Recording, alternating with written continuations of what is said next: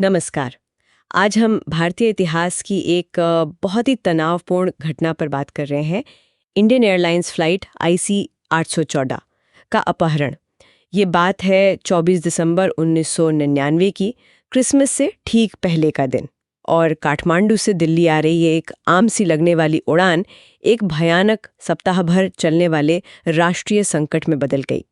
आज की हमारी ये बातचीत IC 814 कंधार विमान अपहरण त्रासदी पर आधारित कुछ तथ्यों और विश्लेषण पर है।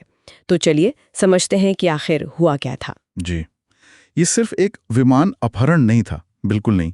इसने भारत की, आप कह सकते हैं, सुरक्षा नीतियों, विदेश नीति, यहाँ तक कि संकट से निपटने की हमारी क्षमता पर भी गंभीर सवाल खड़े कर दिए थे।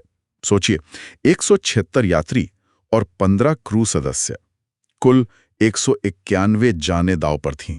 और ये सब हुआ कैसे, मतलब अपहरण की शुरुआत कैसे हुई? बहुत तेजी से हुआ सब कुछ। विमान ने जैसे ही काठमांडू से उड़ान भरी, उसके कुछ ही देर बाद 5 हथियारबंद आतंकवादी वो कॉकपिट में घुस गए और बस विमान का कंट्रोल उनके हाथ में चला गया। 5 आतंकवादी। और फिर विमान कहाँ गया? ये रास्ता तो काफी लंबा था। हाँ, ये रास्ता बहुत ही अनिश्चितता भरा था। वो विमान को सीधे दिल्ली नहीं लाए, पहले उसे अमृतसर ले जाया गया, फिर वहां से लाहौर, पाकिस्तान। जी पाकिस्तान, लाहौर के बाद दुबई, और फिर आखिरकार वो अफगानिस्तान के कंधार में उतरे, जो उस समय, हमें याद रखना होगा, तालिबान के नियंत्रण वाला इलाका था। हर पड़ाव की अपनी कहानी होगी।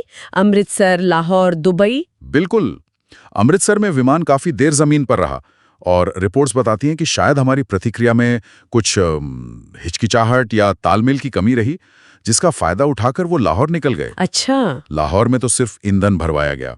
दुबई में थोड़ी राहत मिली, हाँ, वहां कुछ यात्रियों को छोड़ा गया था। लेकिन एक दुखद घटना भी वहीं हुई। रुपिन कत्याल की। हाँ, रुपिन कत्याल, एक नौजवान यात्री, उन्हें अपहरणकर्ताओं ने बुरी तरह घायल कर दिया था और उनकी जान नहीं बच पाई। बहुत दुखद। वो सिर्फ 25 साल के थे। अच्छा, ये अपहरणकर्ता थे कौन और चाहते क्या थे? ये लोग हरकत उल मुजाहिदीन से जुड़े थे, जो पाकिस्तान बेस्ड एक आतंकवादी संगठन है, और उनकी मांगे काफी साफ थीं।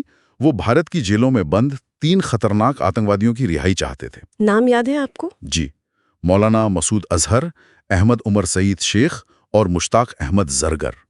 शुरू में उन्होंने $200 मिलियन की फिरौती भी मांगी थी, लेकिन बाद में वो मांग रखा दी गई। मुख्य फोकस रिहाई पर ही था।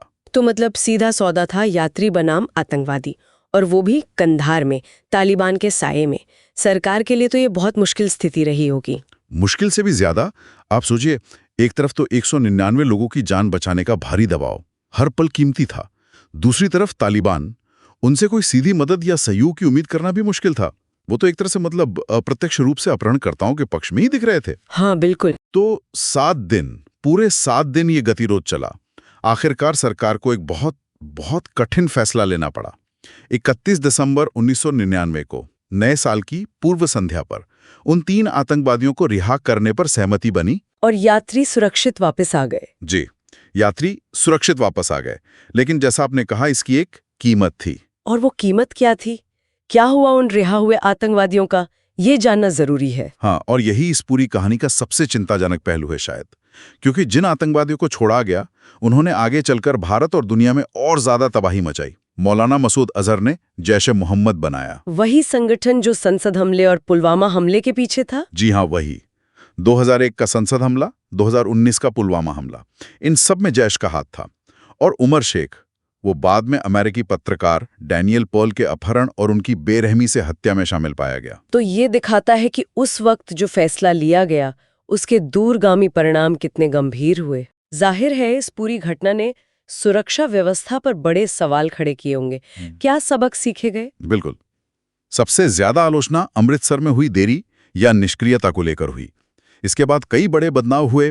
एविएशन सिक्योरिटी प्रोटोकॉल, यानी विमानन सुरक्षा नियम, बहुत सख्त कर दिए गए। ऐसी आपात स्थितियों से निपटने के लिए खास क्राइसिस मैनेजमेंट ग्रुप्स बनाए गए, ताकि अगली बार प्रतिक्रिया तेज हो। हाँ, ताकि तेज और ज्यादा संगठित प्रतिक्रिया दी जा सके। काठमांडू जैसे एयरपोर्ट्स पर भी सुरक्षा इंतजाम कड़े किए गए।